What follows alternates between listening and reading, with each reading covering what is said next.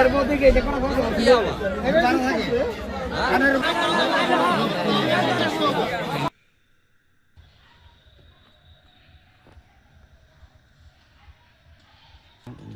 অবস্থা এলাকার থেকে এলাকার লোক সবাই কত ব্যবস্থা করছে আমরা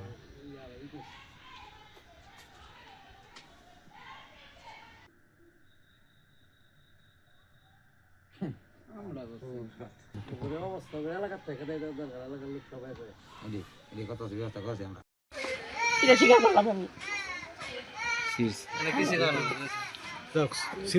কখন ছিড়ছে? ওই 3টার সময় আগে সময়। কবের ঘটনা এটা? কালকে 3টার সময়। আপনারা বাধা দেননি?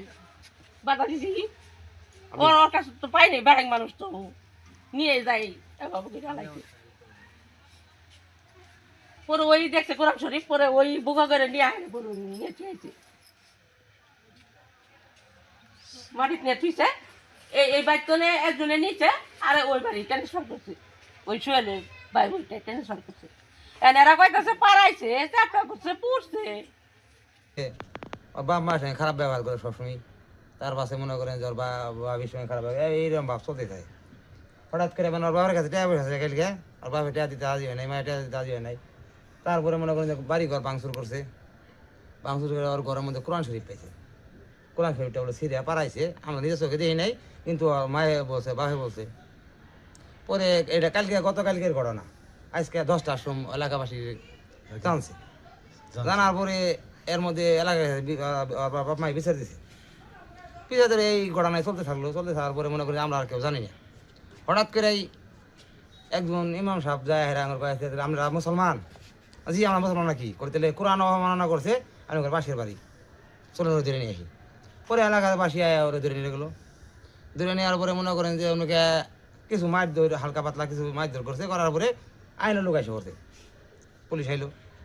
পুলিশ আসার পরে মনে করেন যে পুলিশে নিয়ে আয় মামুন ডাক্তারের ঘরে তুলে আনার পরে মনে করেন যে সেনাবাহিনী এলো।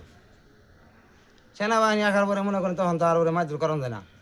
তার পাশে মনে করেন যে আইলো মামুন চেয়ারম্যান, তিনি আমাদের এখন বর্তমানে প্রশাসনের এমপি নির্বাচন করব, সে আসলো। আসার পরে বক্তব্য দিল যে আপনারা আইন মানেন, আইনের উদ্দেশ্যে ছাড়ে দেন, ওরে আইনের উপরে কেউ না, আমরা আইনের সর্বোচ্চ শাস্তি দাবি করি বিচার করে দিব।